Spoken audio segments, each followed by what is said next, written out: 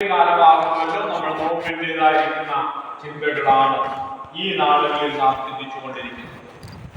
കഴിഞ്ഞ ഞായറാഴ്ച നാം ദാവീദിനെ കുറിച്ച് ചിന്തിച്ചു വരികയായിരുന്നു. ശമൂവേലിന്റെ 2-ാം പുസ്തകത്തിൽ നിന്നും ദാവീദിന്റെ ജീവിതത്തിൽ വന്നുപോയ വലിയ വീഴ്ചയും അതിനനുബന്ധിച്ച ദാവീദിന് പാപക്ഷമ ലഭിച്ചു, പക്ഷേ മരണത്തിൽ നിന്ന് അവൻ രക്ഷപ്പെട്ടു, പക്ഷേ ശാപം അവനെ പിന്തുടരുകയും ചെയ്തു. ശമൂവേലിന്റെ 2-ാം പുസ്തകം 22-ാം അധ്യായത്തിലേക്ക് വന്നപ്പോൾ നാം കണ്ടു, ദൈവം അവന്റെ വിധികളെ എല്ലാം മാറ്റി ദൈവം അവന് അനുഗ്രഹം നൽകിയതായിട്ട് നമുക്ക് അവിടെ കാണുവാനായിട്ട് സാധിക്കും. ഈ നോമ്പിന്റെ കാലം നാം നമ്മുടെ പാപങ്ങളെ ഓർത്ത് അനുദപിക്കുവാനും പ്രാർത്ഥിക്കുവാനും വിശുദ്ധ ജീവിതം നയിക്കുവാനുമായി നിശ്ചയിക്കപ്പെടുന്ന നാളുകളാകുമല്ലോ. നോമ്പിന്റെ നാളുകൾ മാത്രമല്ല, അത് നോമ്പിന്റെ നാളുകൾ നമ്മൾ അതിനെ പുതുക്കി എടുക്കുകയാണ് ചെയ്യുന്നത്. അടുത്ത വർഷത്തെ നോമ്പ് വരെയും നമ്മൾ വിശുദ്ധിയിൽ ജീവിക്കുവാൻ തക്കവണ്ണം നാം അതിനെ ഈ കാലയളവിൽ നമ്മളെ തന്നെ ഒരുക്കി എടുക്കുകയാണ് ഈ നാളുകളിൽ ചെയ്യുന്നത്. അങ്ങനെയെങ്കിൽ ഇന്ന് രാത്രിയും നമ്മൾ വിശുദ്ധീകരണത്തിന്റെ ചില പ്രത്യേക പടികളെ കുറിച്ച്, എങ്ങനെ വിശുദ്ധീകരണം പ്രാപിക്കാം എന്നതിനെ കുറിച്ച് ചിന്തിക്കുവാനായിട്ടാണ് ഞാൻ കർത്താവിൽ ശരണപ്പെടുന്നത്. നമ്മൾ ചുരുങ്ങിയ ചിലര് നമ്മൾ ഒരുമിച്ച് ചിന്തിച്ച ഒരു വിഷയമാണ് 51-ാമത്തെ സങ്കീർത്തനം. നമ്മൾ കുറച്ച് നാളുകൾക്ക് പുറകിൽ നമ്മുടെ ബുധനാഴ്ച പ്രാർത്ഥനയിൽ സങ്കീർത്തനങ്ങളെ കുറിച്ചുള്ള പഠനങ്ങളായിരുന്നു സാധാരണ നടത്തി വന്നിരുന്നത്. സങ്കീർത്തനങ്ങളെ കുറിച്ചും വെള്ളിയാഴ്ച കർത്താവിന്റെ വെളിപ്പാട് പുസ്തകവും അതോടൊപ്പം തന്നെ ബുധനാഴ്ച സങ്കീർത്തനങ്ങളുമാണ് പഠിച്ചു വന്നുകൊണ്ടിരുന്നത്. എന്നാൽ അത് മനസ്സിലാകുന്നില്ല എന്ന് പറഞ്ഞതുകൊണ്ടാണ് നമ്മൾ ആ ഒരു പഠനത്തിൽ നിന്ന് മാറി മറ്റു പല ചിന്തകളിലേക്ക്, മറ്റു ചില ചിന്തകളിലേക്ക് നാം നമ്മുടെ ചിന്തയെ കൊണ്ടുപോയി. ദൈവത്തിന് സ്തോത്രം. ഇവിടെ ഈ 51-ാം സങ്കീർത്തനം അത് ദാവീദിന്റെ വലിയ ഒരു സങ്കീർത്തനമാണ്. അതിന്റെ ആദ്യം ഇങ്ങനെ എഴുതിയിരിക്കുന്നത്, ദാവീദിന്റെ ഒരു സങ്കീർത്തനം അവൻ ബേത്ശേബയുടെ അടുക്കൽ ചെന്ന ശേഷം നാഥാൻ പ്രവാചകൻ അവന്റെ അടുക്കൽ വന്നപ്പോൾ ചമച്ചത്. ഈ കഥ, ഈ സാഹചര്യം നമുക്ക് നന്നായിട്ട് അറിയാം. ദാവീദ് ഊരിയാവിന്റെ ഭാര്യയായ ബേത്ശേബയെ സ്വീകരിച്ച ഊരിയാവിനെ കൊന്നുകളഞ്ഞ് വളരെ രഹസ്യമായി ആരും അറിഞ്ഞില്ല എന്ന് വിചാരിച്ച ദൈവസന്നിധിയിലും രാജധാനിയിലും വളരെ രഹസ്യമായിരിക്കുന്നു എന്ന് കണ്ട് ജീവിച്ചതായ ദാവീദിന്റെ അടുത്ത് നാഥാൻ പ്രവാചകൻ ചെല്ലുകയും, നാഥാൻ പ്രവാചകനെ കഴിഞ്ഞ ദിവസം നാം ചിന്തിച്ചു, ഒരു കഥയിൽ കൂടെ നാഥാൻ പ്രവാചകൻ ദാവീദിന്റെ പാപത്തെ കുറിച്ച് ഓർമ്മപ്പെടുത്തി. ദൈവത്തിന് സ്തോത്രം. ആ ഓർമ്മപ്പെടുത്തിയപ്പോൾ ദാവീദിന് തന്റെ പാപത്തെ കുറിച്ച് ബോധ്യം വന്ന ദാവീദ് ദൈവസന്നിധിയിൽ പ്രാർത്ഥിച്ച ഒരു ഫലകരമായ പ്രാർത്ഥനയാണ് 51-ാമത്തെ സങ്കീർത്തനം. ദൈവത്തിന് സ്തോത്രം. ഞങ്ങള് കുറച്ചുപേര് അതിനെ ചിന്തിച്ചതാണ് കഴിഞ്ഞ ഏതാനും നാളുകൾക്ക് പുറകിൽ ഒരു ബുധനാഴ്ച. ദൈവത്തിന് സ്തോത്രം. അത് ഒരിക്കൽ കൂടെ ഒന്ന് ചിന്തിക്കുവാനായിട്ട് കർത്താവിൽ ശരണപ്പെടുകയാണ്. ദൈവത്തിന് സ്തോത്രം. ഈ 51-ാം സങ്കീർത്തനം വളരെ നമ്മൾ ഉപയോഗിക്കുന്ന ഒരു സങ്കീർത്തനമാണ്. പ്രത്യേകിച്ച് ഈ നോമ്പിന്റെ കാലയളവിൽ ഈ സങ്കീർത്തനം വായിക്കാതെ, ഈ സങ്കീർത്തനത്തിൽ നിന്ന് പാപക്ഷമയ്ക്കായി അപേക്ഷിക്കാതെ നമ്മൾ മുമ്പോട്ട് പോവുക പതിവില്ല. ദൈവത്തിന് സ്തോത്രം. അങ്ങനെയെങ്കിൽ ഈ 51-ാം സങ്കീർത്തനത്തിൽ ദൈവത്തിന്റെ കൃപ, ദൈവത്തിന്റെ മനസ്സലിവ് എങ്ങനെയാണ് മരണയോഗ്യനായിരുന്ന ദാവീദിന്മേൽ വന്നത് എന്നാണ് അതിന്റെ 4-5 രഹസ്യങ്ങളെയാണ് അവിടെ പറയുന്നത്. ദൈവത്തിന് സ്തോത്രം. വേഗത്തിൽ നമുക്കത് ചിന്തിക്കാം. ചിന്തിച്ചപ്പോൾ കൂടെ ഉണ്ടായിരുന്നവർക്ക് അത് വളരെ എളുപ്പമാണ്. എന്നാൽ നമുക്ക് വീണ്ടും അതൊന്നുകൂടെ നമുക്കൊന്ന് ഓർത്തെടുക്കുവാനായിട്ട് ഇടയായി തീരട്ടെ. ദൈവത്തിന് സ്തോത്രം. ഈ സങ്കീർത്തനത്തിന്റെ 1-ാമത്തെയും 2-ാമത്തെയും വാക്യം അവിടെ ഇതാ: ദൈവമേ, നിന്റെ ദയയ്ക്ക് തക്കവണ്ണം എന്നോട് കൃപയുണ്ടാകണമേ, നിന്റെ കാരുണ്യയുടെ പ്രകൃതപ്രകാരം എന്റെ ലേഖനങ്ങളെ മായ്ച്ചു കളയണമേ. ദൈവത്തിന് സ്തോത്രം. നാഥാൻ പ്രവാചകൻ അവന്റെ പാപത്തെ ഓർമ്മപ്പെടുത്തിയപ്പോൾ ദാവീദ് ദൈവസന്നിധിയിൽ നെടുപാടെ വീണ് രട്ടുടുത്ത് വെണ്ണീറിൽ കിടന്ന് ദൈവത്തോട് പ്രാർത്ഥിച്ചതായ ഒരു പ്രാർത്ഥന, ഫലകരമായ മറുപടി ലഭിച്ച, മരണം മാറിപ്പോയ, പാപത്തിന്റെ കുറ്റം ക്ഷമിച്ചു കിട്ടിയ ഒരു അനുഗ്രഹമായ ഒരു പ്രാർത്ഥന. ദൈവത്തിന് സ്തോത്രം. ഒന്നാമത് അവിടെ ദാവീദ് തന്റെ കരുണയ്ക്കായി, ദൈവത്തിന്റെ കരുണയ്ക്കായി അപേക്ഷിക്കുകയാണ്. ദൈവത്തിന് സ്തോത്രം. പ്രിയമുള്ള ദൈവമക്കളെ, ഈ നാളുകളിൽ, ഈ നോമ്പിന്റെ നാളുകളിൽ പ്രധാനമായി നാം പ്രാർത്ഥിക്കുമ്പോൾ ദൈവത്തോട് ദൈവത്തിന്റെ കരുണയ്ക്കായി നാം പ്രാർത്ഥിക്കണം. കർത്താവേ, നിന്റെ കരുണ ഞങ്ങളുടെ മേൽ തരണമേ. ദൈവത്തിന്റെ കരുണയില്ലാതെ നമുക്കൊന്നും ചെയ്യുവാനായിട്ട് കഴിയുകയില്ല. ദൈവത്തിന്റെ കരുണയില്ലാതെ നമുക്ക് മുമ്പോട്ട് പോകുവാനായിട്ട് കഴിയുകയില്ല. ദൈവത്തിന്റെ കരുണയല്ലാതെ നമുക്ക് നിത്യജീവനെ പ്രാപിച്ചെടുക്കുവാനായിട്ട് കഴിയുകയില്ല.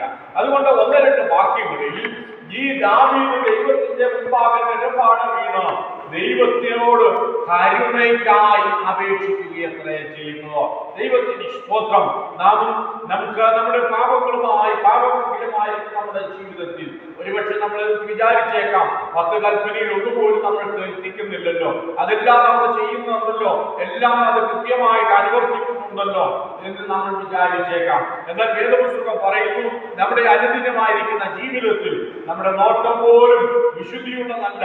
നമ്മുടെ കാഴ്ചപ്പാടുകളും നമ്മൾ കേൾക്കുന്നതും നമ്മൾ പറയുന്നതൊക്കെയും അശുദ്ധികൾ നിറഞ്ഞതാണ്. ദൈവത്തിന് സ്തോത്രം. അതുകൊണ്ട് ദൈവസന്നിധിയിൽ എപ്പോഴൊക്കെ കടന്നു വരുന്നു അപ്പോഴെല്ലാം ഈ ദൈവത്തിന്റെ കരുണയ്ക്കായി നാം പ്രാർത്ഥിക്കേണ്ടത് ആവശ്യമാണ്. ദൈവത്തിന് സ്തോത്രം. അതിന്റെ 2ാമത്തെ ഭാഗം എന്ന് പറയുന്നത് 51-ാം സങ്കീർത്തനത്തിന്റെ 3 മുതൽ 6 വരെയുള്ള വേദഭാഗങ്ങളാണ്. ദൈവത്തിന് സ്തോത്രം. അവിടെ ഈ വാക്യങ്ങൾ നമ്മൾ വായിച്ചതായതുകൊണ്ട് പിന്നെ നമ്മൾ വായിക്കേണ്ടതില്ല. 1-ാമത്തെ ഭാഗം ഞാൻ പറഞ്ഞു, 1-2 വാക്യങ്ങളിൽ ദൈവത്തിന്റെ കരുണയ്ക്കായിട്ട് അപേക്ഷിക്കുകയാണ്. ദൈവത്തിന് സ്തോത്രം. എന്നാൽ 2ാമത്തെ ഭാഗം, അതിന്റെ 3 മുതൽ 6 വരെയുള്ള വേദഭാഗങ്ങളിൽ അവിടെ ഇതാ ദാവീദ് തന്റെ പാപങ്ങളെ ദൈവസന്നിധിയിൽ ഏറ്റു പറയുകയാണ്. അങ്ങനെയാണെങ്കിൽ ദാവീദിന് ആദ്യം ഈ പാപങ്ങളെ ഏറ്റു പറഞ്ഞാൽ പോരായിരുന്നു? പോരെ. കർത്താവിന്റെ സന്നിധിയിൽ പാപങ്ങളെ ഏറ്റു പറഞ്ഞാൽ പോരാ. നമ്മുടെ പാപങ്ങളെ ഏറ്റു പറഞ്ഞാൽ വേദപുസ്തകത്തിൽ ദൈവം പറയുന്ന ആ ഒരു ഭാഗമുണ്ട്, നിങ്ങൾ കൈകളെ മലർത്തുമ്പോൾ ഞാൻ എൻ്റെ കണ്ണ് മറച്ചു കളയും. നിങ്ങൾ എത്ര നിലവിളിച്ചാലും നിങ്ങളുടെ നിലവിളിയുടെ ശബ്ദം ഞാൻ കേൾക്കുകയില്ല. പാപിയായ മനുഷ്യരോട്, പാപികളായിരിക്കുന്ന തന്റെ മക്കളോട് ദൈവം പറഞ്ഞതായിരിക്കുന്ന ഒരു കാര്യമാണ്. അപ്പൊ 1-ാമത്തെ കാര്യം, അവന്റെ കരുണ നമുക്ക് ലഭിച്ചെങ്കിൽ മാത്രമേ ദൈവത്തിന് സ്തോത്രം നമുക്ക് പാപക്ഷമ പ്രാപിച്ചെടുക്കുവാനായിട്ട് പറ്റുകയുള്ളൂ. അതുകൊണ്ടാണ് ഇവിടെ ആദ്യം ദൈവത്തിന്റെ കരുണയ്ക്കായിട്ട് പ്രാർത്ഥിക്കുകയാണ്. ദൈവത്തിന്റെ കരുണ നമ്മുടെ മേൽ ചൊരിയുമ്പോഴാണ് നാം ഏറ്റു പറയുന്ന പാപങ്ങളെ ദൈവം കേൾക്കുകയും അവ ക്ഷമിച്ചു തരികയും ചെയ്യും. ഇവിടെ ദാവീദ് ആ വ്യവസ്ഥയെ അറിയാവുന്നത് കൊണ്ട് ദാവീദ് ആദ്യമായി കർത്താവിനോട് കരുണ തോന്നണമേ. കാരണം അവർ മരണകരമായിരിക്കുന്ന പാപം ചെയ്തു പോയവനാണ്. ദൈവസന്നിധിയിൽ മരണകരമായ പാപം ചെയ്തു പോയ ദാവീദാണ്. അതുകൊണ്ട് ആദ്യമായി അവൻ ലഭിക്കേണ്ടത് ദൈവസന്നിധിയിൽ ഒരു കരുണ ലഭിക്കും, ഒരു ദയ ലഭിക്കണം. ആ ദയ ലഭിച്ചെങ്കിൽ മാത്രമേ തന്റെ പ്രാർത്ഥനയുടെ ശബ്ദം സ്വർഗത്തിൽ കേൾക്കുകയും. ദൈവത്തിന് സ്തോത്രം. 2ാമത്തെ ഭാഗത്ത് ഇതാ ദാവീദ് തന്റെ പാപങ്ങളെ ദൈവത്തോട് ഏറ്റു പറയുക. അതൊന്നും അവൻ മറച്ചു വയ്ക്കുന്നില്ല.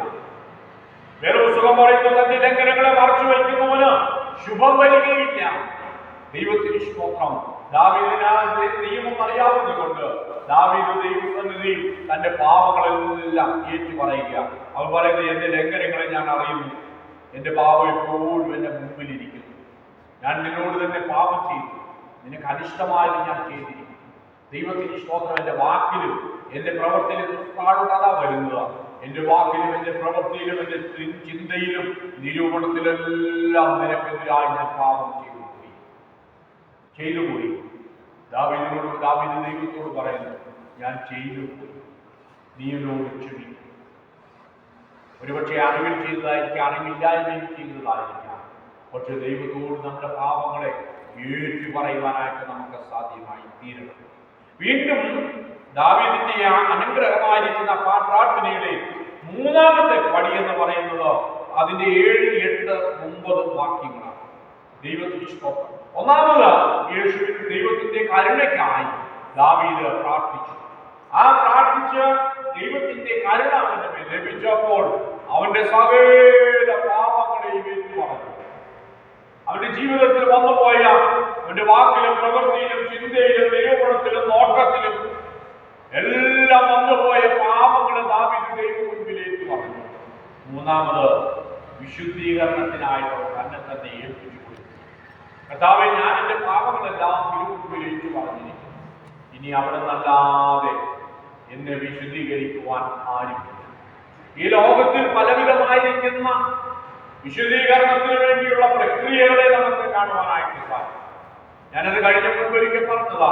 ചിലര് മല കയറും, ചിലര് കുരിശു ചുമന്നുകൊണ്ട് പോകും, ചിലര് കല്ലെടുത്തുകൊണ്ട് പോകും, ചിലര് നേർച്ച കാഴ്ചകൾ അർപ്പിക്കും, ചിലര് ഇറച്ചി മീനും ഒക്കെ കാലെല്ലാം ഉപേക്ഷിച്ച് നോമ്പായണമെന്ന് പറഞ്ഞിരിക്കും. ഇതെല്ലാം അവരവരുടെ പാപങ്ങളെ ക്ഷമിച്ചു കിട്ടുവാൻ മതിയായ ഒരു കാര്യമാണെന്ന് അവർ വിശ്വസിക്കുന്നു. പ്രിയമുള്ള ദൈവമക്കളെ, വേദപുസ്തകം പറയുന്നു, ദൈവത്തിനല്ലാതെ വിശുദ്ധീകരണം നൽകുവാൻ ആർക്കും കഴിയില്ല. അതിന് മനുഷ്യന്റെ യാദൃശികമായിരിക്കുന്ന, മനുഷ്യന്റെ കേവലമായിരിക്കുന്ന യാതൊരു പ്രവർത്തികളും അതിന് പ്രധാനമല്ല. മല കയറുന്നതോ നോമ്പിന് കഞ്ഞി കൊടുക്കുന്നതോ, ചിലയിടത്തൊക്കെ അവർ വിചാരിക്കുന്നത് നോമ്പിന് കഞ്ഞി കൊടുത്തുന്നാൽ എന്റെ പാപങ്ങൾ ക്ഷമിക്കപ്പെടുന്ന, അതുകൊണ്ട് പാപങ്ങൾ ക്ഷമിക്കപ്പെടുന്നില്ല. ചിലർ വിചാരിക്കുന്നു മല കയറിയാണ് പാപക്ഷമ ലഭിക്കും. ഞാൻ മുൻപ് പറഞ്ഞ ചിലർ വിചാരിക്കുന്നു കല്ല് ചുമന്നുകൊണ്ട് പോയാൽ പാപക്ഷമ ലഭിക്കും. ചിലർ വിചാരിക്കുന്നു കുരിശു ചുമന്നുകൊണ്ട് പോയാൽ പാപക്ഷമ ലഭിക്കും. വേദപുസ്തകം പറയുന്നു, ഈ പ്രവൃത്തികളാൽ ഒന്നും മനുഷ്യൻ ശുദ്ധീകരിക്കപ്പെടുന്നില്ല. മനുഷ്യന്റെ യാതൊരു പ്രവൃത്തികളാലും അവൻ നീതീകരിക്കപ്പെടുന്നില്ല. പിന്നെ നീതീകരിക്കപ്പെടുന്നതോ ദൈവത്തിലുള്ള വിശ്വാസത്താൽ മാത്രം. ദൈവത്തിലുള്ള വിശ്വാസത്താൽ മാത്രമാണ് നീതീകരിക്കപ്പെടുന്നത്, വിശുദ്ധീകരിക്കപ്പെടുന്നത്. അത് അറിയാവുന്ന ദാവീദ് ദൈവത്തോട് തന്റെ പാപങ്ങളെ ഏറ്റുപറഞ്ഞിട്ട് പറഞ്ഞു, നിനക്കല്ലാതെ എന്നെ വിശുദ്ധീകരിക്കുവാനായിട്ട് ആർക്കും കഴിയില്ല. അതുകൊണ്ട് കർത്താവേ, നീ എന്നെ വിശുദ്ധീകരിക്കണമേ. എന്റെ അകമേ വിശുദ്ധീകരിക്കണം, എന്റെ പുറമെ വിശുദ്ധീകരിക്കണം, എന്റെ ചിന്തകളെ വിശുദ്ധീകരിക്കണം, എന്റെ നോട്ടത്തെ വിശുദ്ധീകരിക്കണം, എന്റെ കേൾവിയെ വിശുദ്ധീകരിക്കണം, എന്റെ സംസാരത്തെ നീ വിശുദ്ധീകരിക്കണം. ദൈവത്തിന് സ്തോത്രം. ദാവീദ് എണ്ണി പറഞ്ഞ് ദൈവത്തോട് വിശുദ്ധീകരണത്തിനായി പ്രാർത്ഥിക്കുന്നു. നാലാമത്തെ കാര്യം, അവന്റെ പ്രാർത്ഥനയിലെ നാലാമത്തെ പ്രധാനപ്പെട്ട ഘടകം ദൈവത്തിന് സ്തോത്രം. അവിടെ പറയുന്നു, നിർമ്മലമായൊരു ഹൃദയം എന്നിൽ സൃഷ്ടിച്ച് സ്ഥിരമായൊരു ആത്മാവിനെ എന്നിൽ പുതുക്കണമേ. ദാവീദിന് അത് ഉണ്ടായിരുന്നു, എന്നാൽ ദാവീദ് അത് നഷ്ടപ്പെടുത്തി കളഞ്ഞു. ദാവീദ് പറയുന്നു, ഇപ്പോൾ പ്രാർത്ഥിക്കുന്ന കർത്താവേ, എന്നെ യഥാസ്ഥാനപ്പെടുത്തണം. എനിക്കൊരു വലിയ വിശ്വാസം ഉണ്ടായിരുന്നു, ഒരു വിശുദ്ധ ജീവിതം ഉണ്ടായിരുന്നു, ഒരു ദൈവകൃപ എനിക്കുണ്ടായിരുന്നു. പക്ഷെ ഇപ്പോഴത് നഷ്ടമായി. കർത്താവേ, നിനക്കല്ലാതെ അതിന് കഴിയുകയില്ല, നീ എന്നെ യഥാസ്ഥാനപ്പെടുത്തണം. ദൈവത്തിന് സ്തോത്രം. നമ്മൾ ദൈവസന്നിധിയിൽ കടന്നു വന്ന ഒരു സമയത്ത് നമുക്കൊരു വലിയ വിശ്വാസം ഉണ്ടായിരുന്നു. രക്ഷിക്കപ്പെട്ടു വന്ന സമയത്ത്, അല്ലെങ്കിൽ സ്നാനപ്പെട്ട സമയത്ത് നമുക്ക് വലിയൊരു വിശ്വാസം ഉണ്ടായിരുന്നു. എന്നാൽ കാലക്രമേണ ഇങ്ങോട്ട് വന്നപ്പോൾ ഈ വിശ്വാസമെല്ലാം നഷ്ടപ്പെട്ടു. ഇന്ന് കുടുംബജോല സഭയില് വീട് സന്ദർശനമായി. അവിടെ ഒരു വീട്ടിൽ ചെന്ന് കഴിഞ്ഞപ്പോൾ അവിടെ ഒരു 40 വയസ്സിൽ താഴെയുള്ളതായിരിക്കും ഒരു യുവാവ്. അദ്ദേഹത്തിന് ഭാര്യയും 2 കുഞ്ഞുങ്ങളുമുണ്ട്.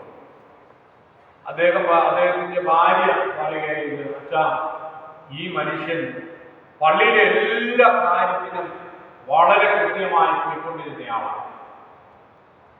വയറിലുണ്ടായിരുന്നു, പാട്ട് പാടും, പ്രാർത്ഥിക്കും, വേദപുസ്തകം വായിക്കും, എല്ലാം ചെയ്തിരുന്നയാളാണ്. 1.5 വർഷമായി ഈ മനുഷ്യൻ പള്ളിയിൽ പോകുന്നില്ല.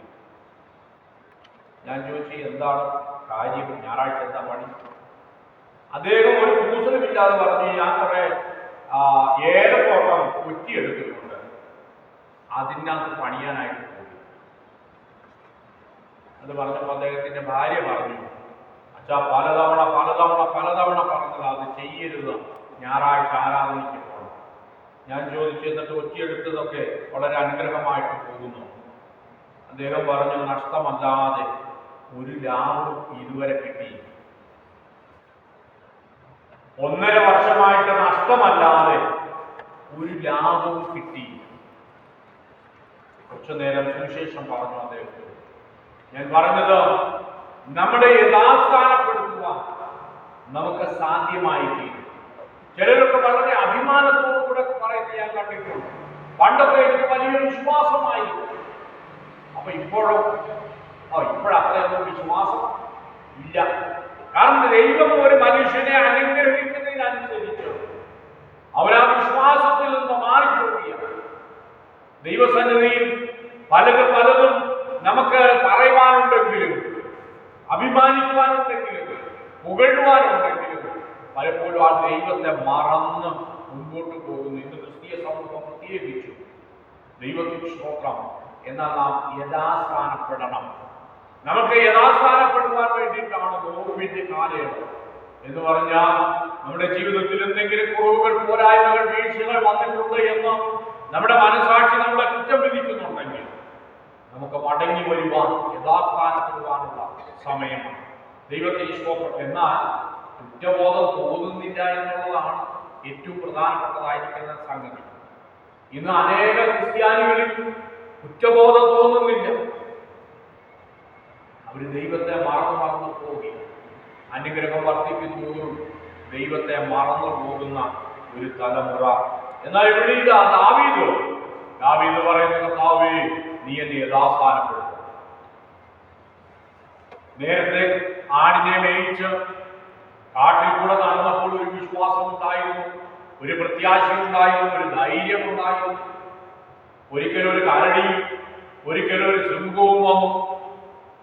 അവൻ ധൈര്യം ഉണ്ടായിരുന്നു, ദൈവം എന്നെ സഹായിക്കും, എന്റെ കൂടെയുണ്ടെന്ന്. അവൻ ധൈര്യത്തോടെ ചെന്ന് അത് രണ്ടിനെയും പിടിച്ച് കൊന്നുകളഞ്ഞു. അതിനുശേഷം ദാവീദിനെ ദൈവം തെരഞ്ഞെടുത്ത് രാജാവാക്കി അഭിഷേകം ചെയ്തപ്പോൾ ഒരു വിശ്വാസം ഉണ്ടായിരുന്നു. അവനെ മാന്യനാക്കി. അനേക തലമുറയായിട്ടുണ്ടായിരുന്ന യുദ്ധം നിർത്തം ചെയ്തു. രാജ്യങ്ങൾ തമ്മിൽ വളരെ സന്തോഷത്തിലായി. അപ്പോൾ അവനൊരു വിശ്വാസമുണ്ടായി, വലിയൊരു പ്രത്യാശയുണ്ടായി. ദൈവം നടത്തിയതിനെ ഓർത്തോ അവൻ രാജസ്ഥാനത്ത് കയറി.